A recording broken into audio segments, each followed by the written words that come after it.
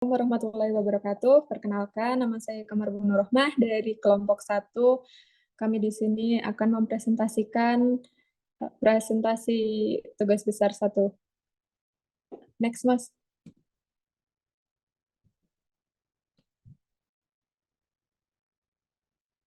Di sini anggota kami ada Mas Muhammad Fadli, Mas Ahmad Khairul Huda, saya sendiri, Mas Prashan, dan Mas Fadlan Fadilah.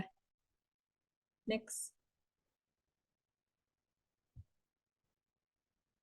Di sini kami akan mempresentasikan proyek pembangunan gedung PT Inalum Persero yang memiliki alamat di Kuala Tanjung, Seisuka, Batubara, Sumatera Utara, dengan waktu pelaksanaan 540 hari kalender dengan masa pemeliharaan 360 hari kalender, dan memiliki nilai kontrak 366 juta, 366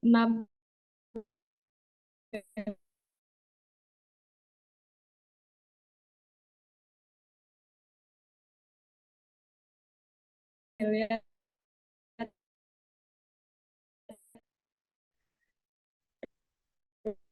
rupiah. 2.353 meter persegi dengan dulu memiliki TBK. Next, Mas. Selanjutnya, struktur organisasi proyek yang ada di proyek pembangunan gedung PT Inalum Persero yaitu PPK atau Pejabat Pembuat Komitmen. Tugas dan wewenangnya salah satunya adalah memberikan tugas kepada kontraktor untuk melakukan kegiatan pelaksanaan proyek, meminta pertanggungjawaban kepada konsultan pengawas atau manajemen konstruksi terkait proyek yang sudah dilaksanakan, menghadiri rapat untuk memantau perkembangan dan proses proyek, dan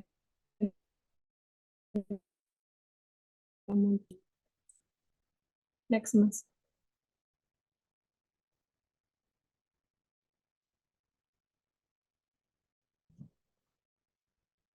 Lalu konsultan pengawas yaitu PT Yudhya Karya Persero, tugas dan wewenangnya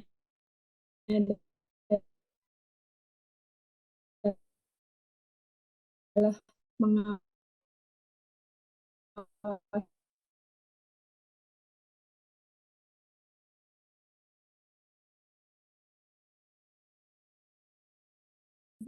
pelaksanaan proyek. Lalu kontraktor yaitu PT PP Persero Tbk, tugas dan wewenangnya salah satunya adalah melaksanakan kegiatan proyek sesuai dengan kontrak yang telah ditetapkan, bertanggung jawab kepada pihak owner, membuat time scheduling agar pekerjaan bisa dimulai sesuai dengan schedule, dan mutu serta bahan juga terjaga, membuat gambar soft drawing dan as-built drawing, perhitungan dan pemesanan alat atau bahan, dan peralatan yang diajukan kepada quantity surveyor. Melakukan perbaikan terhadap bangunan yang mengalami cacat atau kerusakan akibat kelalaian kontraktor dan akan menanggung semua biaya perbaikan, serta membuat laporan mingguan, bulanan, atau tahunan sesuai dengan masa kontrak proyek. Next, Mas. Berikut adalah struktur organisasi proyek dan uraian tugas dari proyek PT Pembangunan Gedung PT Inalum Persero. Selanjutnya mungkin akan dilanjutkan oleh Mas Prashan. Dipersilahkan. Ya, saya akan menjelaskan tentang struktur organisasi PT PP Proyek Pembangunan Gedung PT Inalum. Pertama itu ada di bagian Project Manager. Saya akan menjelaskan tugas dan wewenang dari Project Manager. Tugasnya adalah memimpin dan mengkoordinasi proyek dan mengaplikasikan semua yang diberikan kepada konsultan. Memeriksa dan merevisi mutu proyek untuk menghasilkan mutu terbaik. dokumen yang bersifat usulan, permintaan, pembelian, dan pembayaran dalam melaksanakan proyek konstruksi. Monitoring pekerjaan proyek. Berikutnya, site administrasi manager bertanggung jawab atas kegiatan administrasi proyek dan membuat laporan detail terhadap pemasukan dan pengeluaran uang. Menyiapkan dengan baik pembukuan staf akuntansi keuangan. Membuat laporan pajak, pemasukan, dan pengeluaran keuangan yang sudah ditentukan. Bertanggung jawab atas laporan keuangan. Site Operation Manager gedung. Melaksanakan kegiatan sesuai dengan dokumen kontrak. Mengatur dan mengontrol pekerjaan baik dari pihak pelaksana dan mandor. Memberikan pelatihan keterampilan kepada staf-staf dan tukang. Site Engineer Manager. Membantu tugas menjadi wakil manajer proyek yang memiliki tugas dalam perencanaan teknis. Memeriksa pekerjaan konstruksi secara detail.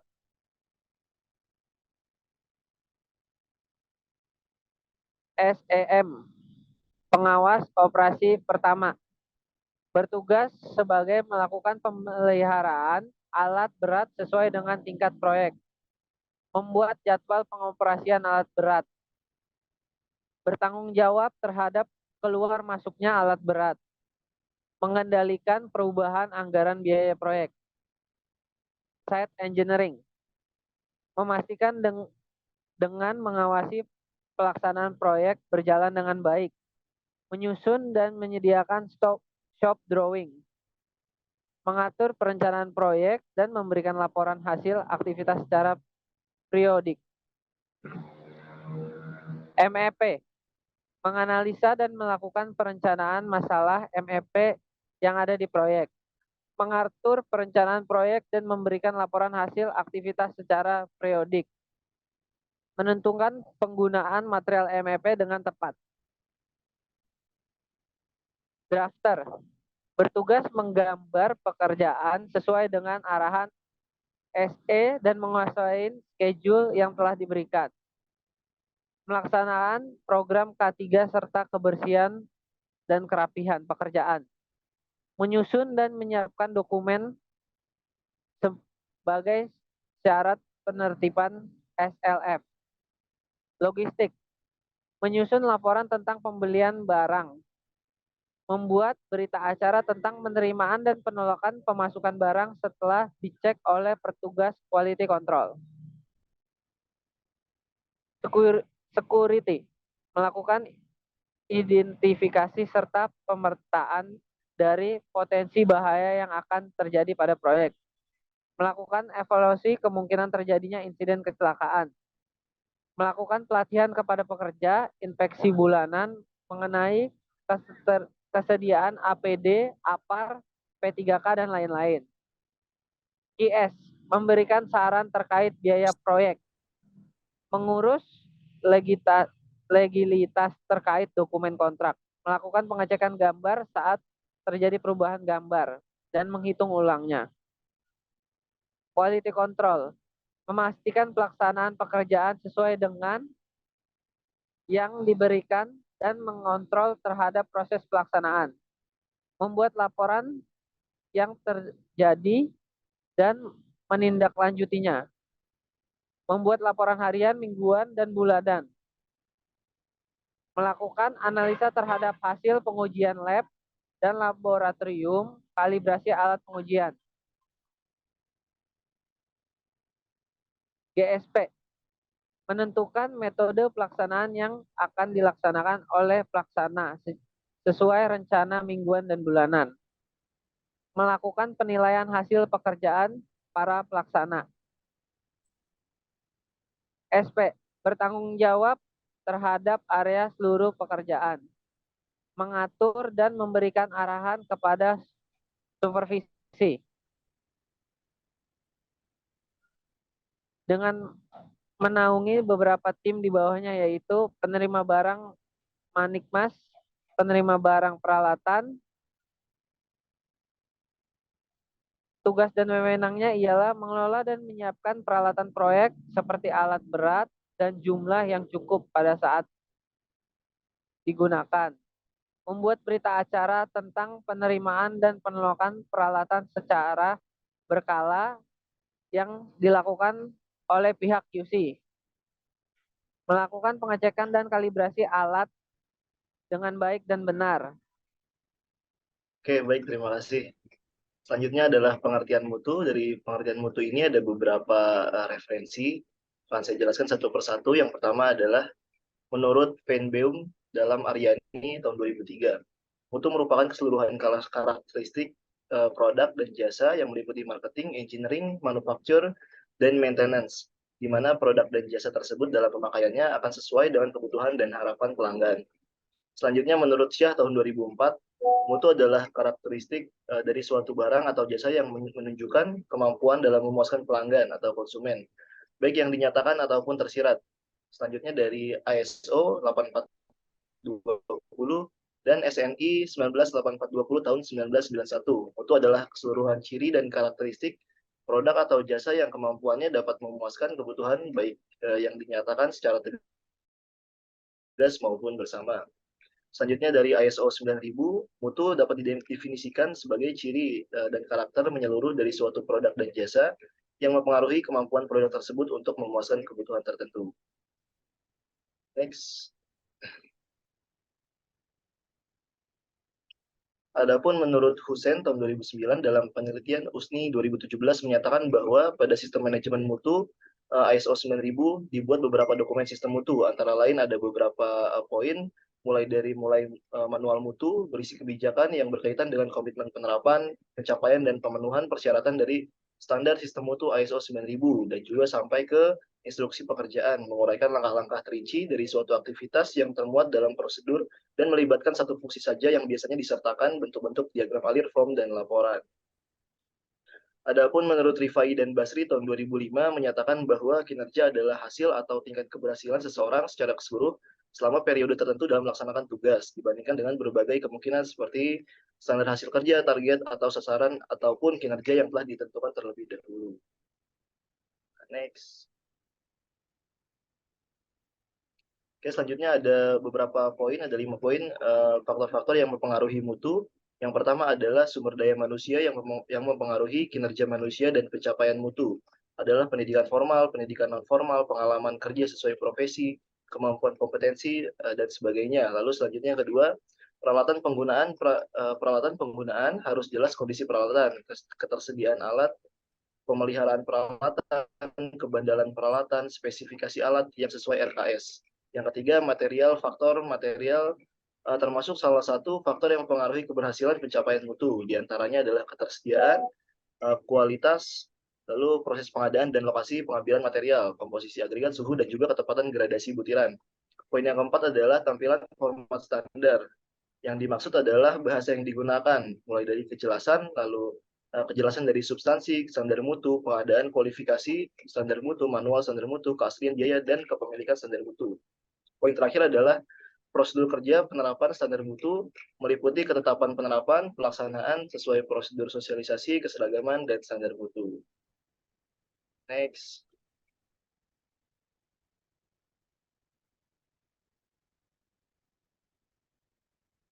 Lalu yang terakhir ada manajemen mutu. Manajemen mutu ini adalah suatu cara untuk meningkatkan performasi secara terus-menerus atau berkesinambungan pada setiap tingkat fungsional dari suatu organisasi dengan menggunakan sumber daya manusia dan modal yang tersedia. Lalu menurut Nasution tahun 2005 menyebutkan bahwa pengertian sistem manajemen mutu adalah suatu pendekatan dalam menjalankan usaha yang mencoba untuk memaksimumkan daya saing organisasi melalui perbaikan kesinambungan atas produk jasa, tenaga kerja, proses, dan juga lingkungannya. Menurut ISO 8402, didefinisikan manajemen mutu adalah semua aktivitas dari fungsi manajemen secara keseluruhan yang menentukan kebijakan kualitas. Kesimpulannya adalah manajemen mutu pendekatan yang mengarahkan semua elemen dalam perusahaan untuk melakukan correction dan preventive action atau kegiatan pencegahan dan perbaikan yang menuju kepada continuous improvement atau perbaikan terus-menerus terhadap semua proses operasi dalam kegiatan perusahaan untuk mencapai suatu competitive advantage, keunggulan bersaing. serta keuntungan dari manajemen mutu ini adalah membantu perusahaan untuk membangun strategi dalam melaksanakan differentiation. Oke, next. Nah, selanjutnya untuk prinsip-prinsip manajemen mutu akan dijelaskan oleh teman saya selanjutnya. Terima kasih. Oke, untuk prinsip-prinsip manajemen mutu menurut Gaspers 2001, yang pertama, fokus pada keinginan konsumen. Suatu perusahaan dapat menjaga dan mengembangkan konsumennya bila mana perusahaan dapat mengerti dan memahami tuntutan dan kebutuhan konsumen saat ini dan mendatang. Sehingga berusaha memenuhi kebutuhan dan mencoba memenuhi ekspektasi konsumen adalah kuncinya. Yang kedua, kepemimpinan. Para kepemimpinan dalam setiap unit dalam suatu organisasi perusahaan penyedia jasa konstruksi menyiapkan dan diarahkan mengembangkan budaya kualitas. Mereka harus dapat mengkreasikan dan memelihara budaya kualitas dalam setiap lingkungan internal yang dipimpinnya. Mendorong setiap anggota tim untuk mencapai tujuan perusahaan, yakni pencapaian target kualitas pekerjaan dan dalam hal ini mencapai kualitas pekerjaan konstruksi. Yang ketiga, mengembangkan individu. Setiap individu, baik karyawan maupun pemimpin pada setiap level perusahaan jasa konstruksi harus memahami budaya manajemen kualitas. Yang keempat, pendekatan proses. Hasil yang buruk dapat dikurangi bila setiap aktivitas dan kebutuhan sumber daya manusia, material, bahan, alat, dan waktu dikelola dalam suatu organisasi perusahaan sebagai suatu proses. Yang kelima, pendekatan sistem pada manajemen. Suatu organisasi perusahaan dapat efektif dan efisien dalam mengembangkan target dan tujuan mutu atau kualitas yang merupakan kontribusi dari tahapan identifikasi, pemahaman, dan pengelolaan semua proses yang saling terkait sebagai suatu sistem. Selanjutnya yang keenam, terus berkembang. Salah satu target tujuan kualitas secara permanen dari suatu organisasi adalah terus mengembangkan kinerja pencapaian mutu semua aktivitasnya. Yang ketujuh, perumusan keputusan berdasarkan pendekatan fakta. Keputusan-keputusan yang efektif adalah beranjak dari analisis data dan informasi yang benar, membangun hubungan yang saling menguntungkan dengan supplier. Sejak hubungan antara suatu perusahaan dan supplier adalah independen, maka perlu dikembangkan hubungan yang saling menguntungkan di antara keduanya untuk memungkinkan pengembangan meningkatkan value keduanya. Yang kedelapan, hubungan pemasok yang saling menguntungkan. Suatu organisasi dan pemasoknya adalah saling tergantung dan suatu hubungan yang saling menguntungkan akan meningkatkan kemampuan bersama dalam menciptakan nilai tambah. Adapun manfaat-manfaat apabila organisasi menerapkan prinsip hubungan pemasok yang saling menguntungkan ini adalah sebagai berikut. A. Meningkatkan kemampuan untuk menciptakan nilai bagi kedua pihak. B. Meningkatkan fleksibilitas dan kecepatan bersama untuk menanggapi perubahan pasar atau kebutuhan dan ekspektasi pelanggan. C. Mengoptimumkan biaya dan penggunaan sumber daya. Selanjutnya, perencanaan mutu. Berdasarkan PMBOK dalam Susila 2013, perencanaan mutu yang melibatkan mengidentifikasi standar mutu yang relevan dengan proyek dan menentukan bagaimana memuaskan mereka. Ini adalah salah satu proses memfasilitasi kunci dalam perencanaan proyek dan harus dilakukan secara teratur dan secara paralel dengan proses perencanaan proyek lainnya menurut Juran 2001 dalam perencanaan kualitas melibatkan beberapa aktivitas sebagai berikut. Yang pertama, identifikasi pelanggan. Setiap orang yang akan dipengaruhi adalah pelanggan. Kedua, menentukan kebutuhan pelanggan. Yang ketiga, menciptakan keistimewaan produk yang dapat memenuhi kebutuhan pelanggan. 4. Menciptakan proses yang mampu menghasilkan keistimewaan produk di bawah kondisi operasi. 5. Mentransfer atau mengalihkan proses ke operasi. Perencanaan kualitas yang seharusnya melibatkan partisipasi mereka yang akan dipengaruhi oleh rencana, juga mereka yang merencanakan kualitas seharusnya dilatih dalam menggunakan metode-metode modern dan alat-alat perencanaan kualitas Juran 2001. Penjaminan mutu ISO 8420, jaminan kualitas adalah semua tindakan terencana dan sistematik yang diimplementasikan dan didemonstrasikan guna memberikan kepercayaan yang cukup bahwa produk akan memuaskan kebutuhan untuk kualitas tertentu. Menurut Elliot, dalam Aryani 2003, penjaminan kualitas adalah seluruh rencana dan tindakan sistematis yang penting untuk menyediakan kepercayaan yang digunakan untuk memuaskan kebutuhan tertentu dari kualitas.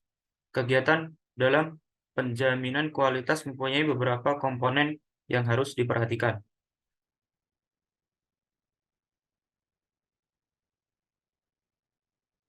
Dalam penelitian Kamuk 2019, ada beberapa pengertian pengendalian mutu yang berkembang di Indonesia adalah sebagai berikut. Yang pertama, pengendalian mutu adalah keseluruhan rangkaian yang terpacu secara efektif dan dapat digunakan untuk mengembangkan, melestarikan, dan meningkatkan kualitas dari berbagai usaha, baik berupa produk ataupun jasa seekonomis mungkin sekaligus memenuhi kepuasan.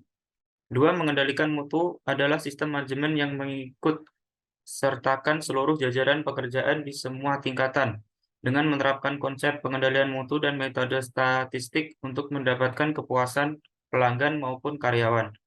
Yang ketiga, pengendalian mutu adalah suatu sistem manajemen barang atau jasa dengan sangat ekonomis serta untuk meningkatkan mutu serta produktivitas kerja dan memberikan kepuasan kepada pelanggan maupun karyawan.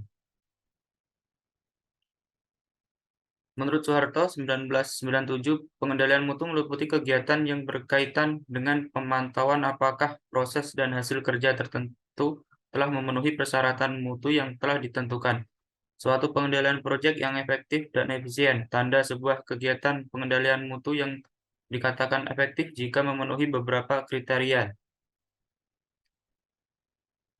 A. Tepat waktu dan peka terhadap penyimpangan. B. Bentuk tindakan yang diadakan tepat dan benar. C. Terpusat pada masalah atau titik yang sifat strategis.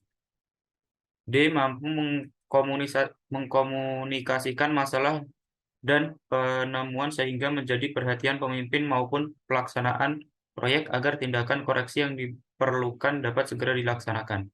E. Kegiatan mengendalikan tidak lebih dari yang diperlukan. F. Dapat memberikan petunjuk berupa perakiraan hasil pekerjaan jika pada saat pengecekan tidak mengalami perubahan. Selanjutnya,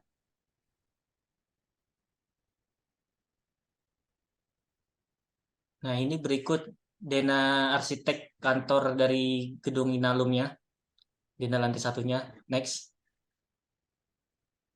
ini Dena ballroomnya. Next, ini berikut volume strukturnya.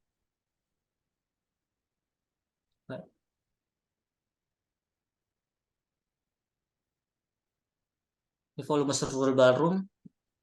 Nah, selanjutnya adalah jadwal pekerjaan dalam metode bar chart. Metode bar chart atau biasa disebut diagram batang itu sekumpulan tahap pelaksanaan yang telah dirancang. Jadi dalam arah vertikal itu setiap tahap pelaksanaan, sedangkan yang ke arah horizontal itu adalah waktu perencanaannya. Bisa dilihat dari gambar bar chartnya berikut. Yang mengarah horizontal itu ada biru-biru, itu menunjukkan waktu pekerjaannya. Jadi tiap item pekerjaan itu ada mempunyai waktunya sendiri.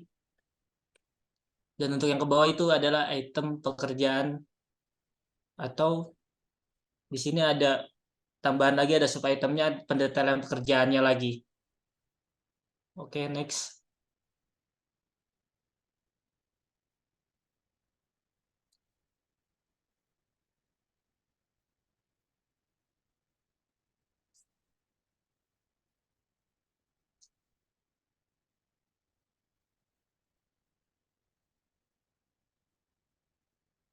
Lanjut Mas sampai kesimpulan.